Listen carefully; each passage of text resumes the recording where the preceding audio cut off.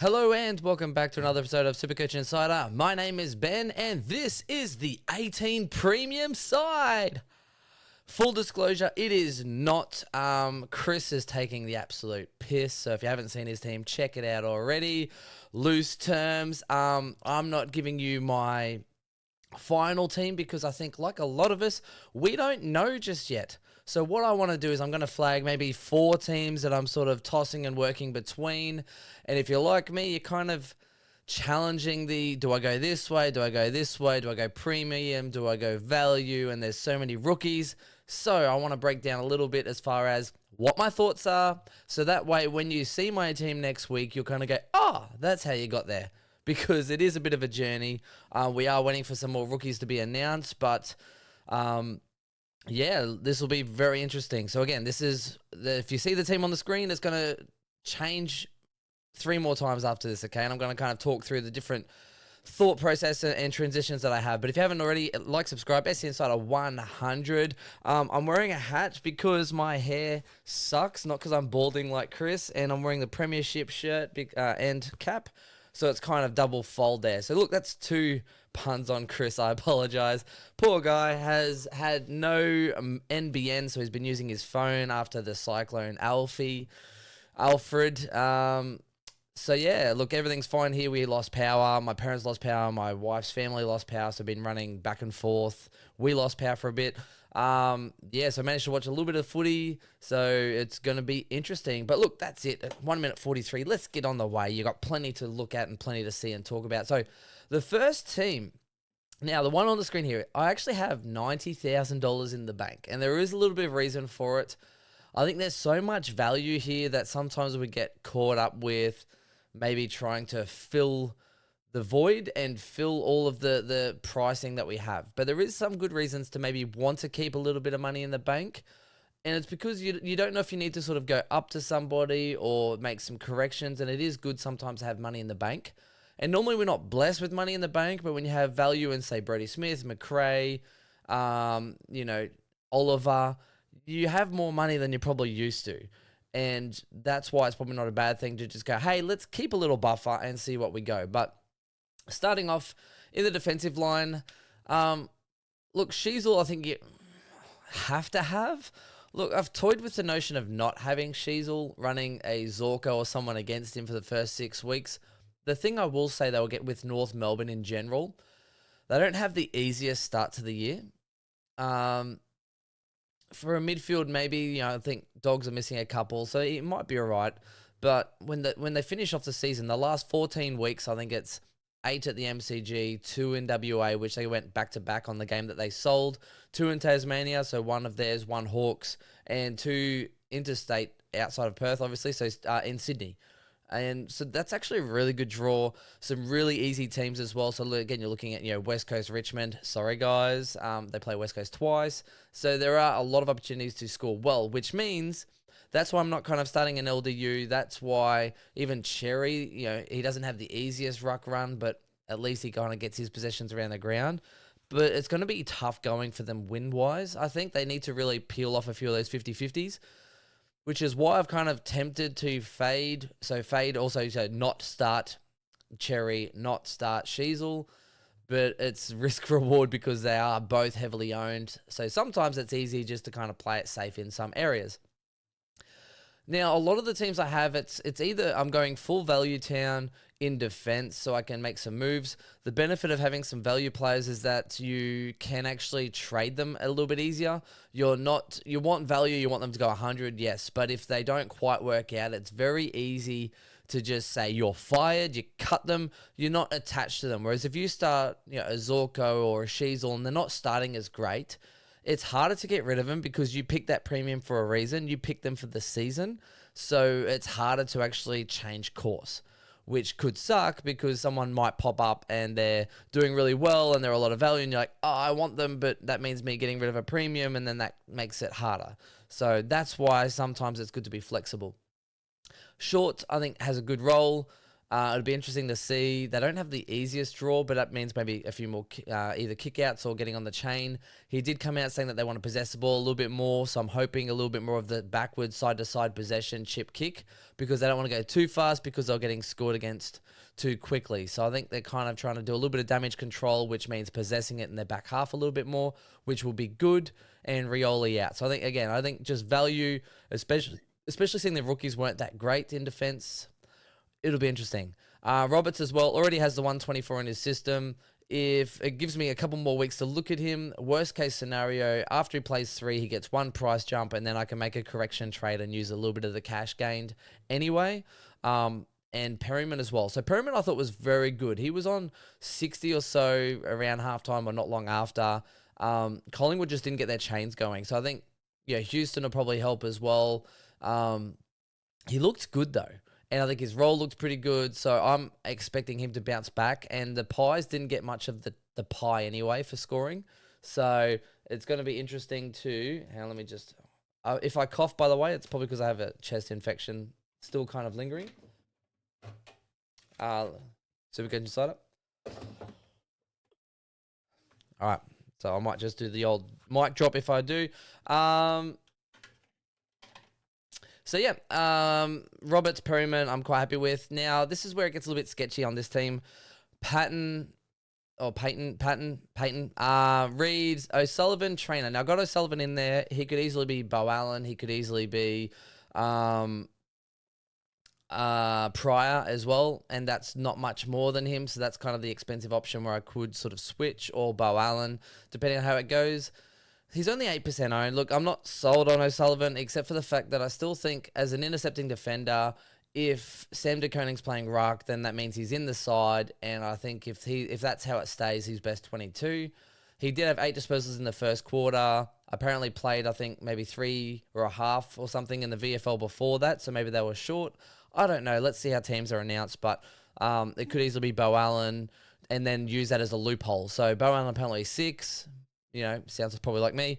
So he maybe sort of switched and interchangeable and use him to be able to loophole, because I still think Bowen will get a lot of opportunities. I still think he'll be best 22 for Eagles. And obviously he did have a bit of a stinker in the preseason, but he was in the A team. So I think we're getting a bit... We want our rookies and we want our mid-prices and we want our value and we want it all. But sometimes if rookies are playing and they're on field and you think they're best 22, sometimes you just have to lock them in. So this does change. My defense and my midfield probably changed the most out of all of my team sort of scenarios, which you'll see. Forwards are pretty much stock standard. Most forwards are very similar. Some of them like, do I have Rankin? Do I have Sanders? Do I not? Otherwise, they're very similar. So I think it's mainly the Ruck scenario, 1 or 2 changes in the Ruck with midfields and defense. That's where most point of differences are. So it'll be really interesting.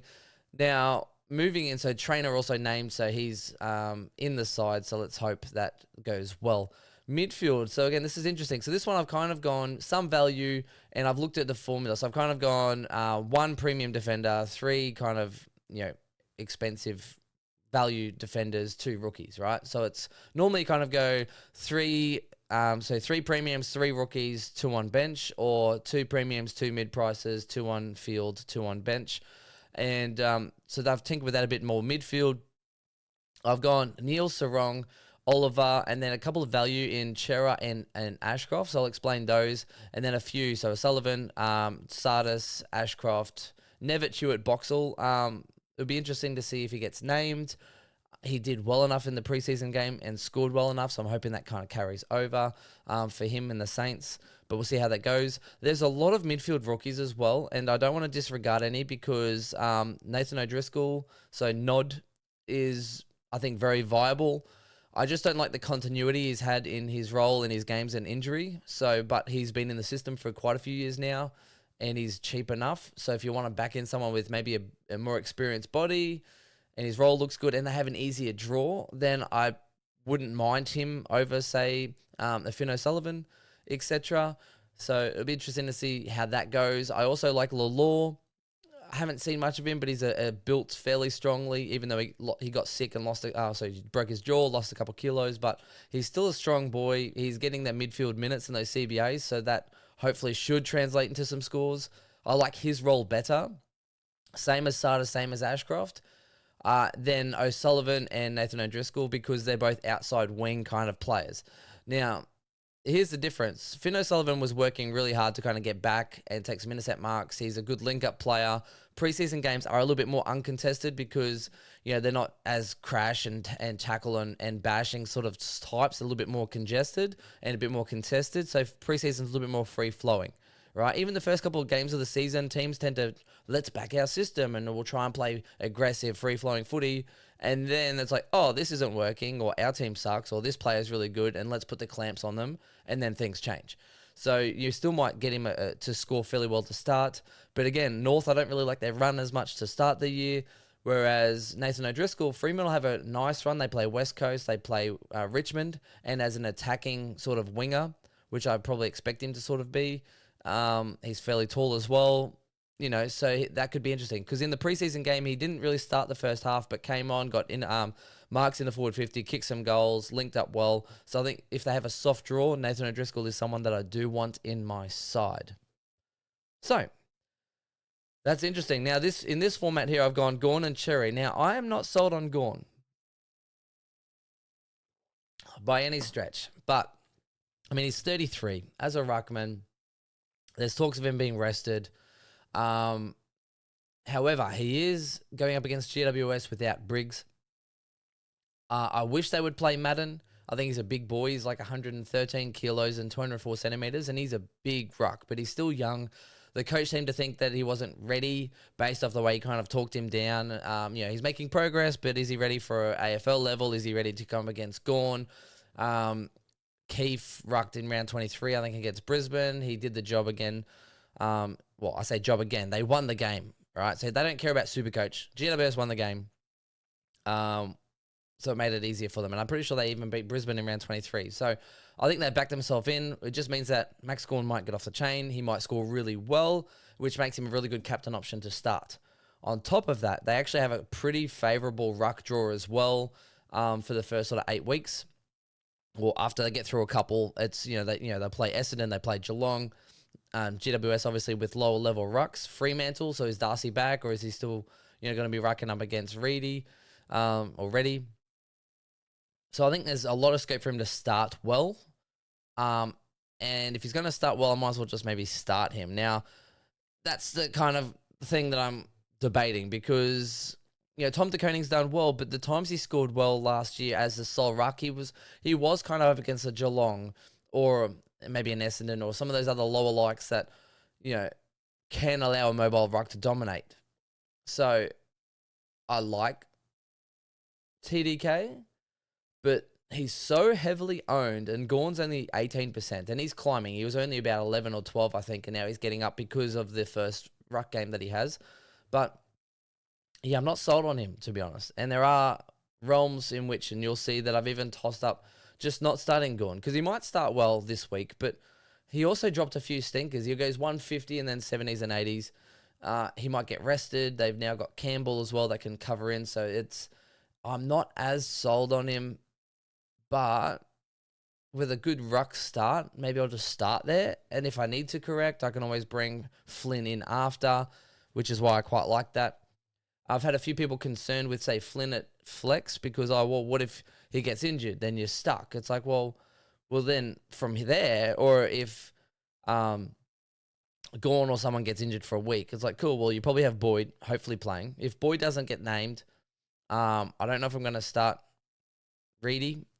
I might even put Flynn in there. But at least that way you can trade him. You can correct him to a rookie. You can correct him to a Garcia or someone else that you might not have afforded if you didn't have them. So there is room to move, see how he goes, make any correction like you normally would.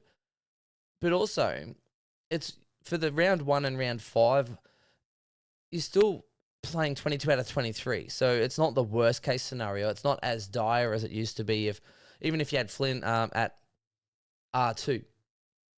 And something happens. You're like, oh, no. It's like, cool, well, it's not the worst thing in the world. It just means that you're playing a rookie over him. So it's not as bad as it used to be, which means that I think you could take a little bit more risk with some of those picks. Yeah, Yeah, so that's pretty much the first part. Hewitt, I think, will get named, if not soon. Nevitt, I'd like to get on field, but there's so much value elsewhere. Kako is kind of in and out of my side. Look, he kicked 4 goals and got 97. Again, an uncontested preseason where he gets on the flomming chains, he gets forward of centre, and he looked good. He's a high half forward that pushes back, a link-up player. They've already said it's not about goals and stuff for him. It's just about doing the team thing and just playing instinctively, which means there'll probably be games where he doesn't do much. And he's 150k nearly, and there are realms where, but he's so heavily honed, right? But there are realms where I think he could just pop out some 60s and then just stall in cash and be stuck at 220k forever. He needs a lot of goals, I think, to score well. Is it possible? Yeah, it is. But he's someone that I can kind of have or not have depending on money. Same as Stone. Connor Stone, I mean, there was a lot of entries in for Collingwood that came straight back out. And he had, I think, 13 touches. The thing that saved him, I think it was more 2-to-1 kick to handball ratio. Not many meters gained. He got like the 60-odd. Cool. I think the benefit is that he'll get defensive DPP. So maybe that's kind of a little bit of security where you play round 1, you play round 5, by around maybe round 6, hopefully he gets DPP. So you might only have 2 rounds with a weaker defensive line. And then you can switch pattern between him, or if, say Sullivan doesn't work, then you can throw Stone back, and there are options at that point. So it'll be interesting. Now, back into this midfield. So Neil, again, he's 32 in May. Look, I love him. I think he's going to start the first 6 weeks, right? So Lions, in my head, and I've sort of said this before, Fremantle, Brisbane, Carlton have the easiest draws to start this season, and then probably Port Adelaide. So for me, it's Brisbane, Carlton, Fremantle, in that order. So I'm trying to start as many Fremantle, Carlton, and Brisbane players as I can. Because it's best 18, so if you can get players that score well during those bye rounds, then I should slingshot forward, which is why I keep coming back to Ashcroft. Now, there is a world where, Lachie Neale didn't have much of a preseason, but he still knocked out like 30 touches in the preseason game, like 88% time on ground or something. So he still did well. He's still fit enough. There's an easy enough draw where I think he can kind of still ease into the season. And I still think he might average 120 to start. But then you're kind of getting what you paid for. There is a world where I think Neil could average 125 for the first 6 and then 110, 115 for the rest of the season. I don't think they're going to rely on him as much. I think, when you get into the back half of the year, they're going to want him then, particularly for finals, to start peaking then, which means I'm looking more at, Ashcroft. So Will Ashcroft to do more of the heavy lifting, your Rainers and things during this season to not make it as reliant on Lachie Neale. And we've seen it before, so it wouldn't surprise me if they pushed him forward a little bit more, just to kind of save his body a little bit, especially against the weaker opponents. He'll still get in there and get his 30 touches, but I just don't know if we're going to see the same high-end scoring, and I think you're looking at maybe 115 season average, and then maybe Will Ashcroft to 108 to 110, with Dunkley kind of buffering the in-between. But that's just my own personal opinion, which is why I keep coming back to Ashcroft, because I think Ashcroft could average 110 over the first 6 weeks also. And at his value, he could make 100k, and then people will be looking to get him in. So I keep kind of coming back to Ashcroft and Chera as well, just based on the start of the season. And if you haven't looked at the start of the season, let me have a quick squiz before I talk about the differences in teams. Carlton. So let's have a look. So they play Richmond, Hawks, the Dogs, and the Dogs obviously are missing Treloar and Bontempelli, so good for a midfielder. Collingwood. So we just saw what some other midfielders did against Collingwood. The Eagles, North, Geelong, Adelaide, Saints. So, again, a pretty good run for, say, a Chera. If you wanted to take a risk and start a Cripps, or if Walsh, if you want to take someone that's underdone, that would be a risk, but obviously something. Now, Brisbane plays Sydney. Yes, it's in Sydney. However, we saw what Day just did to them. Newcombe did pretty well. They do have Rowbottom and some other defensive mids. So, I'm trying to think of his name, Jordan. And, so they might put some pressure on. But also, they are missing Mills. They are missing Goulden. They're missing a lot of their key kind of midfield mix. Adams is injured as well, who was kind of in there a little bit and pushing forward. So I think there is a nice world there. And then Eagles at home. Then we play Geelong. So, again, Geelong, you're looking at, Nevitt, Dangerfield, Atkins, a few others, and like, good quality players, but also, you can kind of take advantage of that midfield. That was generally one area you could. Then Richmond, again, an undermanned dog. So that's 1, 2, 3, 4, 5. So Treloar apparently is 4 to 6. Bont's 5 to 7, which means Bont's not there. Treloar, if he comes back, he'll be just fresh straight up. Otherwise, it looks like he will be missing. Then again, Collingwood, Saints, Suns, North, Melbourne Hawks, Bombers, Adelaide. So it's just a nice run for Brisbane. So that's why I kind of like Zorko as well. But it's hard to pay for an old man Zork, right? Like it's hard to pay up for Zorko, even though I think he could average 120 for the first 5 weeks, and then just ride the train until it breaks. It is an option. Yeah. And I do like it, but then same thing with Clark as well as another consideration that I do like. All right. Forward line, Horn Francis, McRae, Smith, Daniel hasn't changed all preseason really. Garcia I like just because he has that midfield role.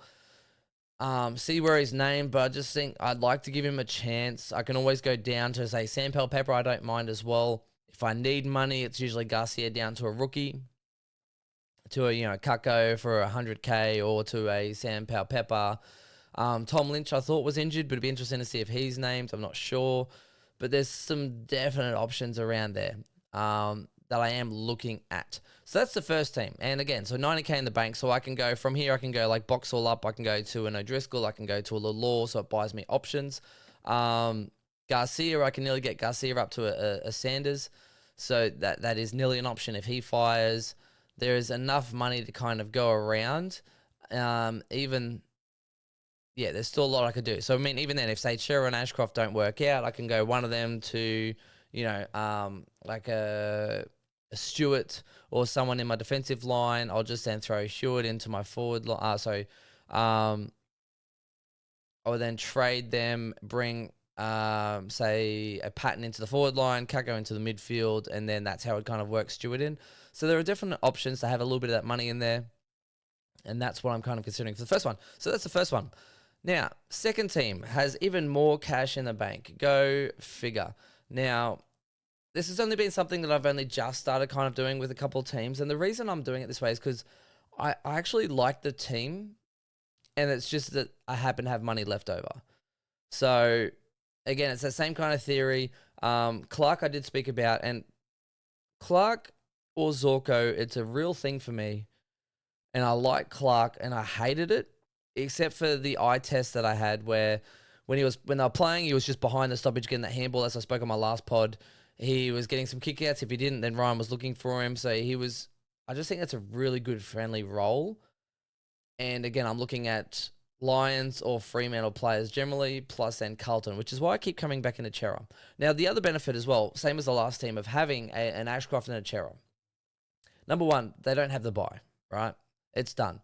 But if one doesn't fire, you've got Day that's firing well, you've got Callahan that's firing well, so you can easily change to one of them after their bye if you need to correct. So it's not the worst thing in the world. It does buy you a little bit of flexibility within that space. If Peatling's going off, you can drop down if they're not firing.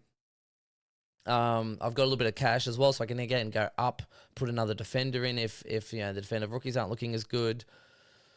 Yeah, so I think that the key thing I'm looking at is, do I go 4 or 5 defenders? How deep do I go in this midfield? Because you'll kind of see the next part. This, again, has Cherry and Gawn. And, again, a very similar side, except what you can see differently. It's just I got rid of Neil. I'm like, okay, can I bank in Ashcroft against him?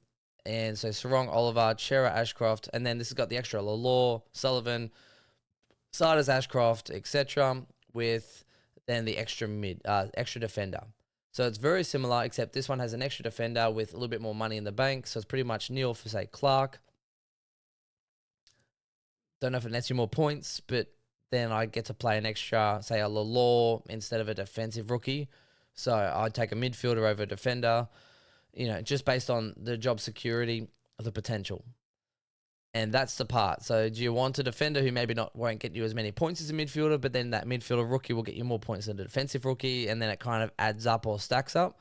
And that's what I'm kind of looking at for that. So very similar structure, very similar scenarios. You can just see a little bit of that toss and turn, a little bit of change.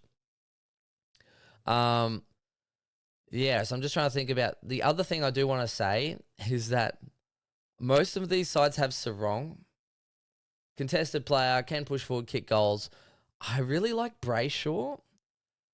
Gut feeling, I mean, that he scored poorly against Geelong and Sydney last year. Sydney will probably tag if they do, although Day got tore up on the outside before he got tagged at halftime. But Brayshaw just looked fit and he just kept working. He just kept playing mid. He just kept having that role. Whereas Sarong was mid and then rested forward. Sarong kind of almost looked like a little stockier, kind of like a little prestier. So I don't know if that's good or not. Still played well, you know, but is he pushing more forward than I like? It's good if he hits a scoreboard. So I think even intra clubs or whatever, he kicked a few goals, but then he's relying on his goals to also score well. So he was resting at full forward. So I don't know. Brayshaw, just for the eye test, looked mint. I think he can go 115. There's a world where if I need that money, Sarong to Brayshaw, or even Sarong and Brayshaw over O'Neill is a possibility. Back the young guys in, I say. And that's the thing that I'm kind of tossing up. So that's that part. Next one, we'll go with, and this is, okay, a little bit different. So this is 6 deep in the defensive line. So I've started to go, okay, well, stuff the rookies in defense. Now, yes, I think Bowen can play. Yes, I think O'Sullivan can play. Whereas in the forwards, right, so Davidson killed it in preseason, scored like 100, right? Never on field I'd like to back in more than some of these other defenders either. So this theory is kind of saying, okay, well, stuff the defenders, right? I've gone more guns and rookies based to start. So Sheasel, Zorko, Clark, Short, Roberts, Perryman, just load it up, okay? And then I'll be able to change the other defenders as the season goes on.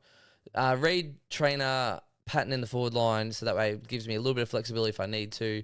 Neil, Sarong, Oliver, Chera. Now, if I had to pick one, I'd probably say Chera over Ashcroft, over Callahan, over Day. And it's mainly because I think he's got the runs on the board, not for his body, but I think the ceiling's been there. He has had a good consistent patch before. Apparently he's over his injuries, but the start of the season, that soft draw. So if I'm backing in what I've seen previously from a scoring point of view and a soft draw, I'm kind of angling towards backing that in rather than a breakout on an Ashcroft or a Callahan or Day to actually put through something consistent. Because as much as I like Day, we saw what happens if they tag him and try and or restrict him, although I think he cramped a little bit, so it's hard to give him too much of a hard time. But, you know, and then if he's not doing well, then you've got some of the other mids from Hawks kind of lifting and doing the flack. So sometimes it's a little bit of tit for tat. One does well, one doesn't. And it's kind of a little bit up and down. So, yeah, that's where I'm kind of leaning towards that element. But, again, it does allow you an area to correct if you need to. And then I've just gone with the Law, Sullivan, Sardis, Nevitz, Reed in the defensive line. I still think Reed for Fremantle could do fairly well with the soft draw. So, again, against Richmond and against West Coast, he could get you 80 to 100 in those games and spike his scoring just from having more scoring chains, more score assists, a couple of goals as a forward that pushes up and back at the ground. So I think there is a lot of premise on that. And then again, playing Nevitt over a different defensive rookie. This one has Cherry and then Flynn. So I've gone, okay, well, if I'm going guns and rookies and I'm looking for upgrades and I've just stacked the defensive line, my midfield rookies are pretty good. So then let's just go Cherry, Flynn, Boyd. And then look to upgrade Flynn, right? So I could go Flynn and then see what happens for that part. The rest of the team is pretty much stock standard, except I've then got Levi Ashcroft in that flex position.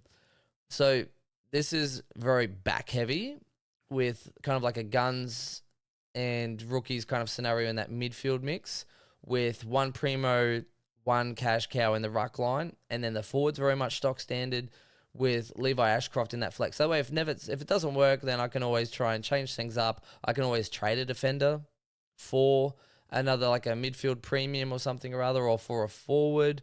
Say Zorko for a ruck. So I can go Zorko to a De Koning.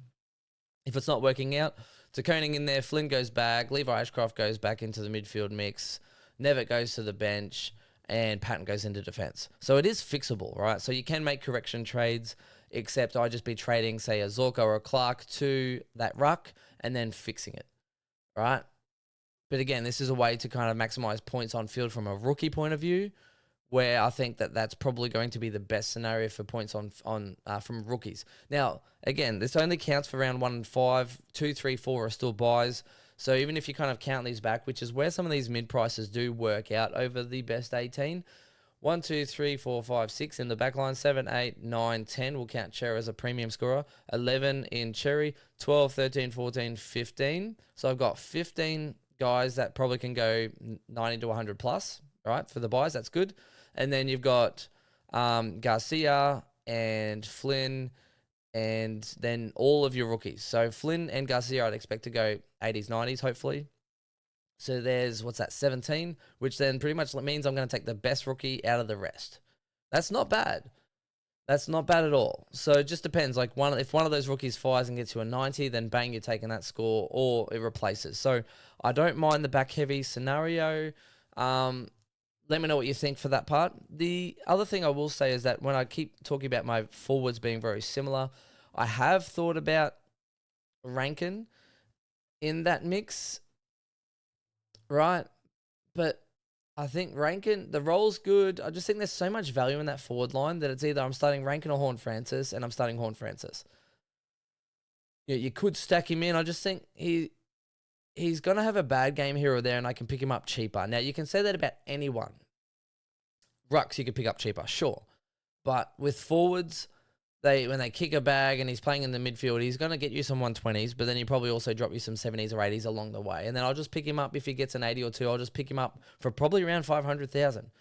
500, 550, I could pay that for Rankin. Whereas, some of these midfielders like Chera, etc., if they fire, they're going to get more expensive.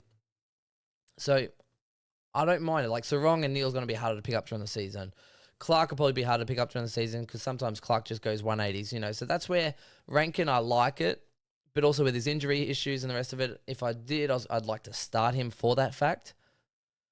But I don't need him, and you can't start them all. I know you want to have them all, but I can't start them all. So that's the last thing I'll say regarding that team. Now, finally, and this is the last kind of thought of it, and it is a little bit long, so I do appreciate your patience. Tom de Koning, I don't mind, okay? Now, I know I kind of ragged on him a little bit before. Has scored well. He is heavily owned. He has a high ceiling, right? So what I'm putting down this to is a high ceiling, so he could go over 600K. And then by that point, I can see what's happening with the Rucks. He does have a fairly good start to the season as far as the teams that they're playing. So let's see how it goes over 5-6 weeks. And let's work it out. So there is a chance like Briggs could drop a little bit of cash. We'll see how that goes. And then I can know, is English firing? Does he look good? Is like Lloyd Meek, I think, killing it.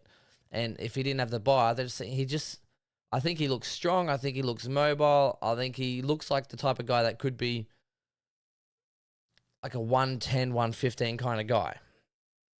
So it buys me a little flexibility. That's why I don't like the set and forget as much. I think the flex helps the fact that I can set and forget, say, a Gorn and a Cherry, because that way I think they still have high ceilings, and then I can fit a flex in later for a Ruck if I need to. But I am trying to keep flex open, and that's the one thing I try and speak about. So I remember last year, Rosie got to like 380 or 400K. I can't remember exactly. I had no room in my midfield. So I'm like, what's the point of bringing in a 400K player to sit on the bench and then loophole the bench when I can get someone with more flexibility? And that's what I want to use the flex for. Someone that might get knocked out or injured on a low score during the season, and then they price drop out, and I'm getting someone that's value, that if I filled my defensive line or I filled my midfield, and I'm like, damn it, I want that person, I can get them. Whereas I think if you use the flex too early, I use it kind of like Fast and the Furious. It's like you've used your NOS. You've NOSed it too early. You've loaded up your flex with a Ruck, and you've just hit it too soon. And then all of a sudden this value pops up that everyone's like, yes, I want this value. And you're like, I can't get him. Because you've already played your cards. You've already played your hand. You've locked in your structure. So I think flex is the one that I'm kind of looking to almost fill last. Or as I'm kind of progressively filling my team, something happens, some value pops up, and I'm like, that's great value, I want that, and then I'll take that person. So that's how I'm kind of looking at flex to start this year. Now, this team here, very similar again, except I've kind of called this one more like the value team. And this is to just talk about what other people are looking at as far as value. I'd like to start a lot of this value, and I'm going to tell you the reason that's probably not as great. Now, if you're playing value here, you're also getting some expensive rookies, which means that you're kind of passing a lot of the expensive premiums, and you're then also passing on because you're putting your better rookies that you could probably play on field, you're putting them on your bench, and other rookies who you could probably have on your bench, hopefully scoring you and generating you quite a bit of money that you can trade in and out, and they're not really on your field. The riskier ones, let's say, you are getting rid of them. Now, if some of those riskier ones go big and you're not on them, then you could lose 150k just because you wanted to start with some value.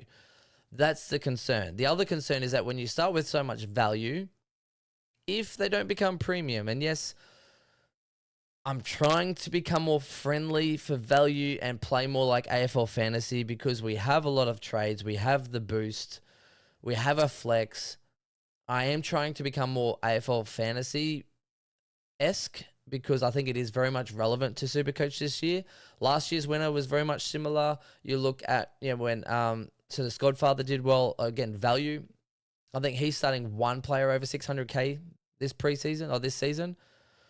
Whereas I'm starting quite a few generally because it's about value. Your points per dollar, they go up in price as they go up. So even like an Ashcroft or a Chera, for instance, they go up. They might get to 500, 550k. Other people that were 650 are now coming down to 580s, 600s. And then if you do need to change them, it's not much money to bridge that gap. Except what you've then got is you paid $450 for someone and you're essentially getting a $650,000 player for 50k or less. Okay, and then you're bridging that gap. So then your team value, your team worth is a lot higher. So there is some good method into it. You're also, because of the buys early on, you're spreading yourself thinner. So you're looking at more players that can hit 100, 100, 100, 100, 100. So you might score a lot of points there and actually do really well that way also. But again, you could be stuck with a lot of people that you're unhappy with. You might be stuck with someone too long. Now, here's the issue of starting too many of them. I like maybe a couple. So that way you can trade if you need to. If a premium's not doing well and 3 are firing, sure, fix it. But if you start with too many, then what's going to happen is you might want to upgrade. You might want to downgrade a rookie, upgrade another rookie or a mid-price or whatever to get to a premium. Now, if you've got too many mid-prices that are doing well enough but not quite doing it, they kind of end up stuck in your team a little bit, or they might get in the way of you actually making upgrades because you feel like you have to fix it. And then you're burning trade on trade on trade to fix, plus also trying to upgrade. And then you kind of lose your upgrade cadence sometimes because between rounds, say 6 to 12, you want to be really aggressive and upgrade your team. Which means that some of these guys can actually get in your way if it doesn't work out. So beware of loading up with all of them. And this is kind of a load up scenario on value. So this one, Sheasel, Stewart, Roberts, Short, Perryman, Reed. So one rookie in defense. Stewart again is that value type. He could easily be Day if you wanted to. But again, if you look at the field, you'd be pushing a worse scoring rookie on field in defense and a good expensive rookie in your mids onto your bench. And this one's already got Lalore. So this has already got some money spent up on bench anyway. Oliver, so if you're just going to go cut back, just go Clary straight up. Callahan, Chera, Ashcroft, Peatling, Sullivan, Sardis, Ashcroft, Lalore. DeConing is value. Cherry is the one expensive, probably premium for that captain's kind of score. Horn, Francis, McRae, Smith, Daniel, Sanders, Garcia. So then you got Kako, Davison, Boyd, Lalore, Boxall, Nevitt, Trainer Patton on the bench with Flynn as that kind of extra value. So when we look at this though, genuine keepers, and we could probably call Stewart a keeper if he performs like he should, not if he performs how he did last year. But otherwise, you're looking at risky Stewart, Roberts, Short, Perryman. There's 4 risks that you might have to trade. Callahan, Chera, Ashcroft, Peatling. Well, Peatling you'll have to trade. Callahan, Chera, Ashcroft you might have to trade, generally speaking. So there's now, 7 mid-prices that you might have to trade up. DeConing you're probably going to have to trade, so there's 8. Sanders, Garcia you're going to have to trade, so there's 9 and 10. So there's 10 mid-prices that I'm probably going to have to trade and upgrade. On top of that, so there's 10, right? They go up in price, probably 2, like 1 rookie down, 2 upgrades. You could probably afford based on that scenario. But then let's look at the other positions on field we need to upgrade. So you got Reed, another one. So that's 1, 2, 3, 4, 5 in Flynn. Sorry, I forgot him before. So that's 5. So there's at least 1 down, 1 up. That's 10 trades plus the, say, 10 that we had before. That's 20 trades. And then all of a sudden you're cutting deep into your trading system. And then if you go 2 for 1 on the 1 rookie down and say a Callahan, Ashcroft and stuff up. So if you go, let's say they make 100K and you need 50, then you're downgrading 1 rookie. So there's another 5. So there's 25 trades gone. And that leaves 13 trades for like 2 down, 1 ups. You know what I mean? Because like Flynn, you're going to need probably a couple downs. So let's say those other 5. So yeah, your Sardis, your Sullivans, your Ashcroft, your, say, Flynn, your Garcia, and Reed. So that's 6 players. You're probably going to need an extra trade to downgrade those to, an extra downgrade of a rookie, should I say, to upgrade those cheaper ones up to a better premium.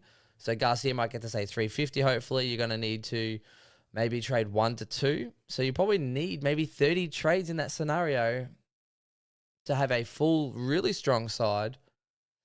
And that's where it gets a bit risky. And then you get left with, 8 trades for injuries. So, or corrections, rookie corrections. Let's say you need a couple of those. So there's another couple of rookie corrections. So as you can see, like that, it's possible. Stewart, Roberts, Short, Perryman, hundreds. Callahan, Shearer, Ashcroft, 105 to 110. Peatling, 90 to 100, right, to start. Sanders could go, 80, 90 to start the season. Garcia, 80, 90 to start the season. Flynn, 80, 90 to start the season. So you can get a lot of points on field. They can generate you money. But again, if they don't work out and you miss some rookies firing, you're probably going to have to downgrade one of them and then make a correction. So just be very flexible. If this is your train of thought and this is something you are thinking, I just think you need to be very flexible to change. So once you get 3 games of data or 2 games of data, you're like, okay, Garcia's not working, Sanders not working. The rookie I've missed, I'm going them down. Peatling's not working. Bang, you're going to a premium that's firing. And you go, you look good, your role looks good. And I'm fixing it. So I think your corrections, your round, say 2, 3 corrections are going to have to be swift and calculated. And you're going to have to just make moves if you need to. So start like this, sure. And then just go, okay, I need to make corrections. Now, the good news is because they are cheap enough, they're not like they're going to drop heaps of cash for your corrections. So it's just about rookies per se, as far as if you miss some of those rookies that are going to be firing. But otherwise, look, it is definitely a decent strategy. This is probably the AFL fantasy strategy where, again, you're looking at using a lot of those trades to generate your points. And there's definitely a lot of value to be had. So that's the value team. So let me know what you think. Did you like the way that I started? Did you like the way that I started with, some premiums, some value, some expensive rookies? Did you like it when I started to add in a couple more? So the mid-prices, your Cherries, your Ashcrofts, with a little bit of a deeper defense.